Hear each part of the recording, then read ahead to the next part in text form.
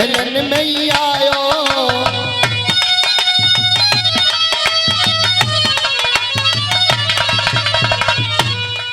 महाराज के ऊपर मैया कर विश्राम।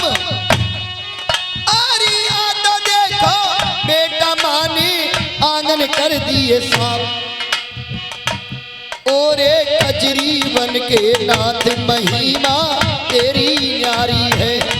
और डमरू वारे नाथ की लीला तेरी न्यारी है।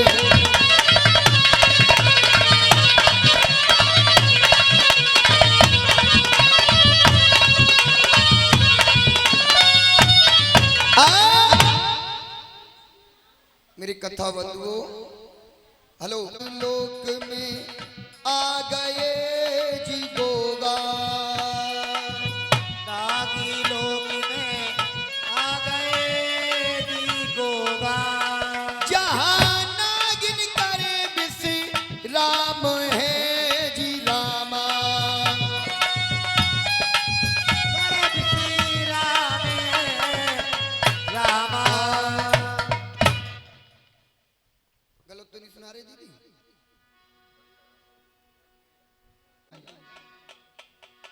बंधुओं, आज राजा वासिक हाजिर हुए। राजा वासिक और मेरे वीर के बीच में सवाल जवाब होते हैं। गोगावीर चौहान ने कह दिया कि राजन, हमें तुम्हारे शीश की कलंगी चाहिए। राजा वासिक ने कहा, क्यों रे बाबरे, तुझे अपनी मौत का खौफ नहीं जो मेरे शीश का ताज मांग रहा है मेरे सर का? पहले ये बता, मृतलोक के रहने वाले प्राणी, तू यहाँ आया कैसे?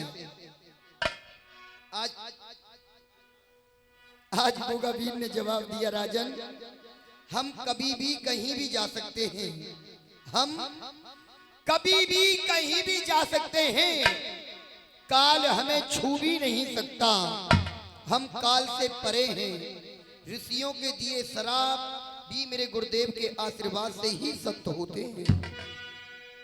आज बंधुओं देखिए, 7 घड़े विष के धरे हैं। आज गोगावीर ने क्या किया? क्या करा भैया? पहलो घड़ा गोगा पियो जी रामा। पहलो घड़ा गोगा पियो जी रामा।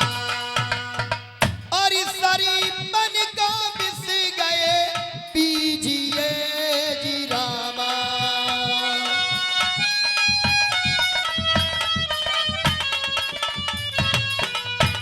प्यारे बंधुओं, मेरे वीर का नाम जहार वीर नहीं है, ना जहार वीर है। मेरे वीर का नाम है गोगावीर। इन्हें जहार वीर क्यों कहा जाता है? क्योंकि इस कथा के पहले भाग में मेरे गोगावीर ने मां के गर्भ से ही तक्षकनाग के विष को पी लिया था।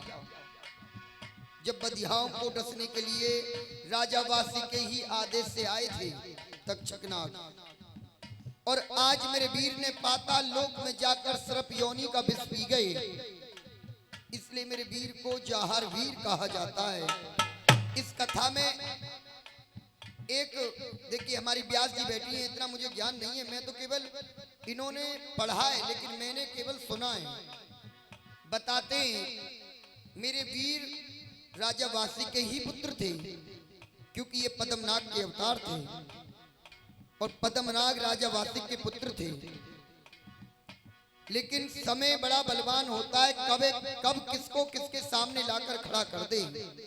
आज एक पुत्र अपने पिता से युद्ध कर रहा है। सुनिए,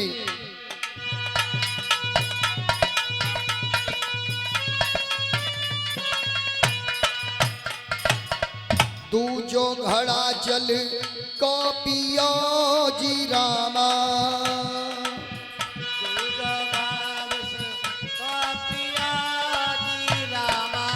और ये पी गए पूरो लोक है जी रामा।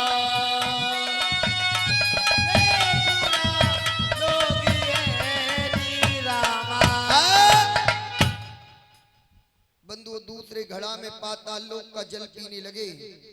उसी समय राजा वासिक हाथ जोड़ कर बैठ गए, वीर मैं आपको अपनी सीस की कलंगी देता हूं, क्या कर रहे हो? पृथ्वी से जल समाप्त हो जाएगा, जीव कैसे जिएंगे?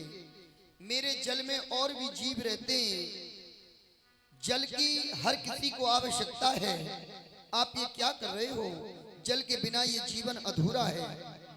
आज राजा वासी के शीश की कलंगी लेकर नीले घोड़े को सजवाते और लेकर मैया वाछल के आंगन में पहुंचते हैं। क्या तो सच्ची दरबार की आज माँ ने आंगन में चद्दर डाल दी, बतासे लगा दिए कोनों पे, और देखिए गोगा वीर अपने नीले घोड़े को नचाते हैं। और श्री जेवर जी के लाल अपोड़ा नचैयो, श्री जेवर जी के लाल अपनो घोड़ा नचैयो।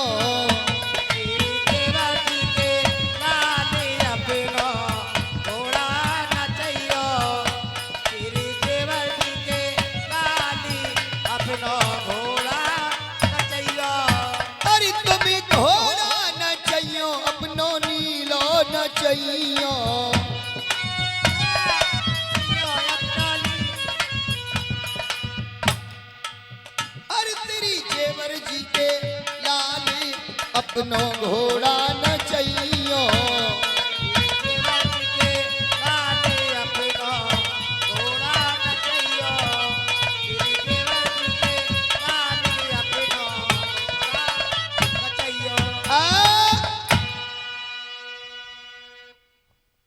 प्यारे बंधुओं, आज नीले घोड़े को नचाया है उस आंगन में। चद्दर के टूक टूक हो गए, बतासा एक नहीं टूटा। तब मैया समझ गई कि मेरे लाल का बाल बांका नहीं हो सकता, लेकिन फिर भी माँ थी, ममता धीर नहीं धर रही थी। कहा लाल तू जाना चाहता है, कोई बात नहीं है, चला जा, लेकिन बेटा मेरी पीठ के पीछे जाइए, सीने के सामने से मत जा। आज गोगा वीर ने कहा मां मुझे पानी ला दे।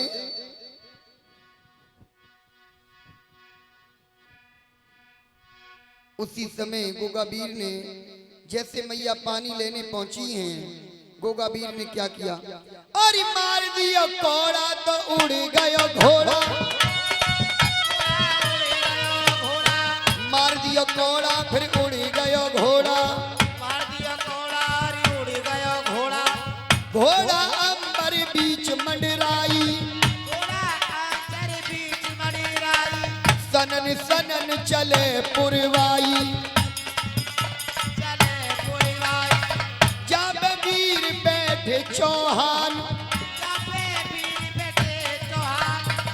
गुरु गोरख को धर रहे ध्यान, सात दिना की मंजिल पावे, फिर सागर की पार पे आवे, के बाबा गोगा वीर चौहान, अरे हमारी कथा ये सुनो रे वीर की रे।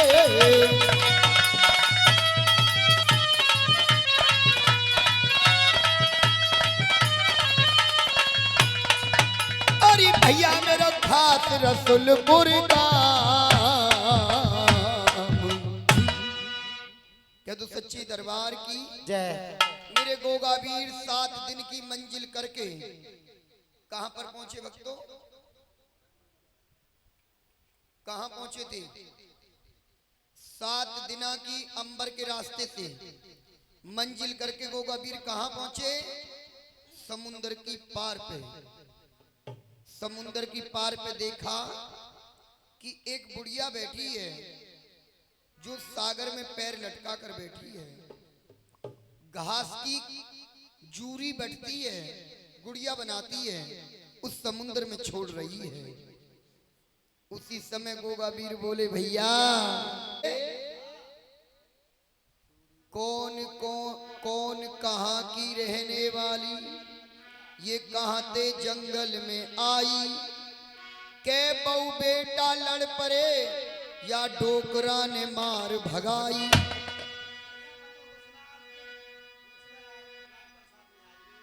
इस विकट बनी में सागर की पार पे ये बुढ़िया बैठी है। भैया ये समुंदर में गिरेगी, ये मरेगी, हमारा रास्ता खोटो करेगी। अच्छा, आज मेरे बंधुओं जिस समय उस माँ से जाकर वीर ने कहा मैया तू कौन है, गोगा वीर का सीधा हाथ पकड़ा उस माँ ने और जवाब दिया, माँ बा छल के लाडले उमर राव के नाती, माँ बा छल के लाडले उमर राव के नाती, जेवर सिंह के पूत में जूरी बट बट के बनाती।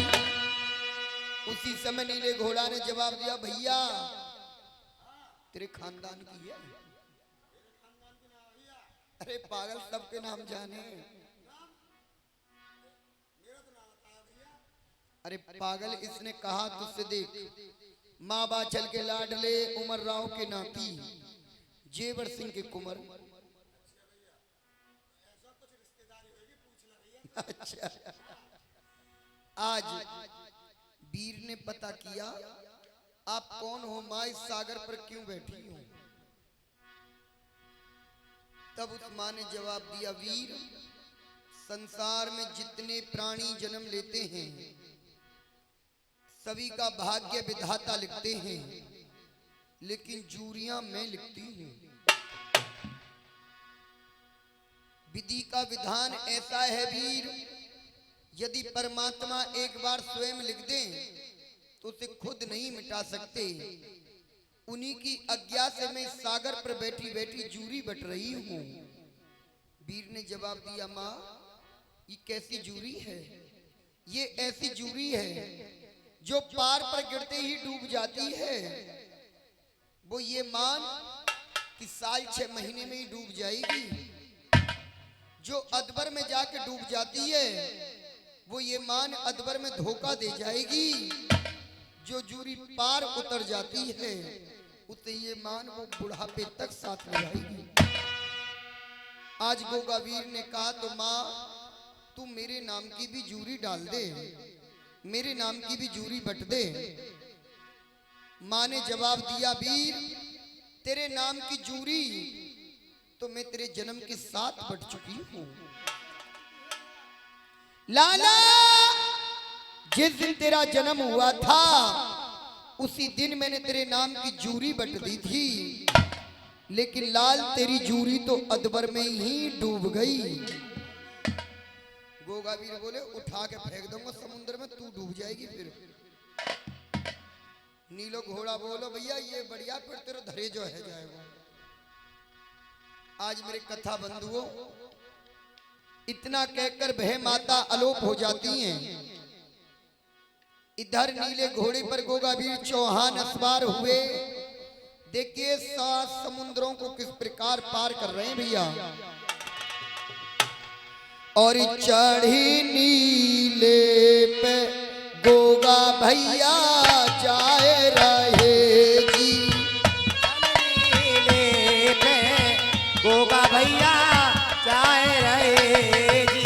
हे जी ये तो हम भैया, ये तो हम कर रहे सागर पार, चढ़ी नीले पे भैया गोगा जाए रहे जी।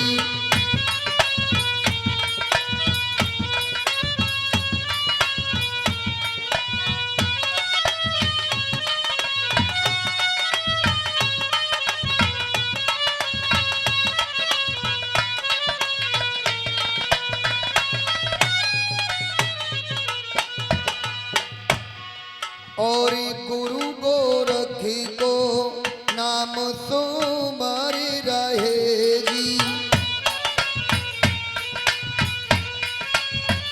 हमें सुमरे हे जी या के शीश पे हमें, या के शीश पे बैठो है भूजानी, चढ़ी घोड़े